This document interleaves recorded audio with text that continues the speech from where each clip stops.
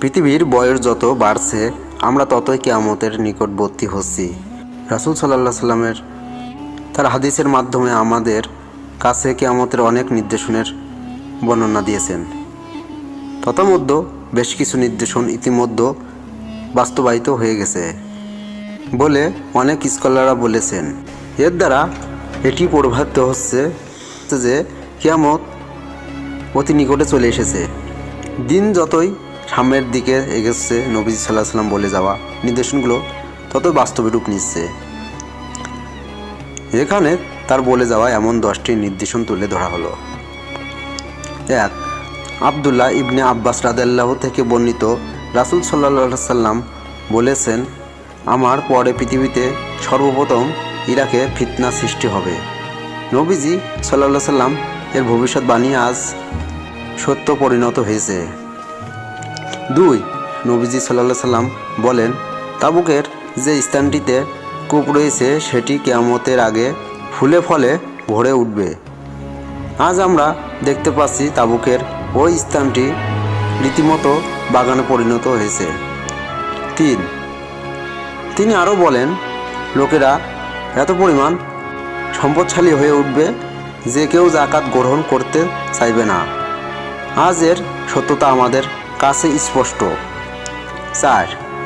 অতিবৃষ্টি, অনাবৃষ্টি, তীব্র ঠান্ডা ও দাবদাহ সহ বিভিন্ন প্রাকৃতিক দুর্যোগ ব্যাপক হারে দেখা দেবে। এতে করে মাঠঘাট ফসলহীন হয়ে পড়বে।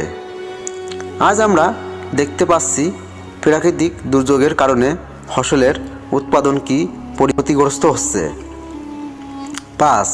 আবু হুরায়রা রাদিয়াল্লাহু থেকে বর্ণিত, রাসূল সাল্লাল্লাহু আলাইহি সাল্লাম বলেছেন, মানুষের মধ্য থেকে যখন আমানতদারিতা উঠে যাবে তখন তোমরা কিয়ামতের অপেক্ষায় থাকো।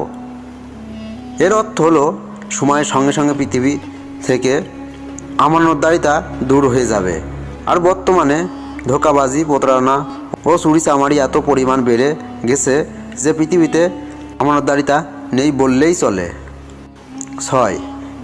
একটা সময় আসবে যখন পৃথিবীর সবচেয়ে ক্ষমতাধর রাষ্ট্রপ্রধানগণ বলতেই পারবে না যে ইরাক আসলে কোথায় আছে। এখানে ভৌগোলিকভাবে ইরাকের নিশ্চিহ্ন হয়ে যাওয়াকে বোঝানো হয়নি, বরং এখানে বোঝানো হয়েছে একটা সময় আসবে যখন অমানবিক জুলুম নির্যাতনের শিকার হয়ে ইরাকের অধিবাসীরা পার্শ্ববর্তী বিভিন্ন দেশে শরণার্থী হিসেবে আশ্রয় নেবে, যার প্রমাণ আমাদের কাছে স্পষ্ট। আমরা ইতিমধ্যে দেখেছি যে ইরাকের অধিবাসীরা ভূমধ্যসাগর পাড়ি দিয়ে অন্য দেশে রিফিউজি হিসেবে বসবাস করছে, ফলে ইরাক কার্যত জনশূন্য হয়ে পড়বে।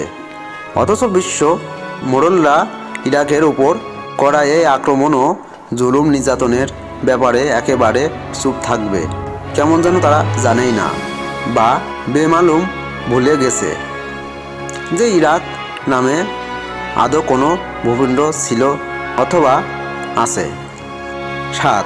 চতুর্দিক থেকে ইসলামের উপর এত পরিমাণ হামলা আসবে যেভাবে নেকড়ের দল শিকারের ওপর ঝাঁপিয়ে পড়ে। 8. লোকেরা ব্যাপকভাবে অবিচারে লিপ্ত হবে, তবে তারা স্বীকার করবে এটি একটি গহিত কাজ। 9. লোকেরা কাজকর্মে হালাল হারামের তাকওয়া করবে না। সুদের চর্চা সমাজে অধিক পরিমাণে ব্যাপৃত হবে। 10.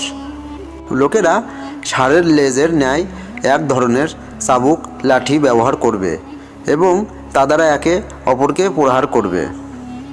যেহেতু কিয়ামত অত্যাসন্ন, তাই প্রত্যেকেরই উচিত সর্বদা সৎকর্ম সম্পাদন করার মাধ্যমে কিয়ামতের প্রস্তুতি গ্রহণ করা।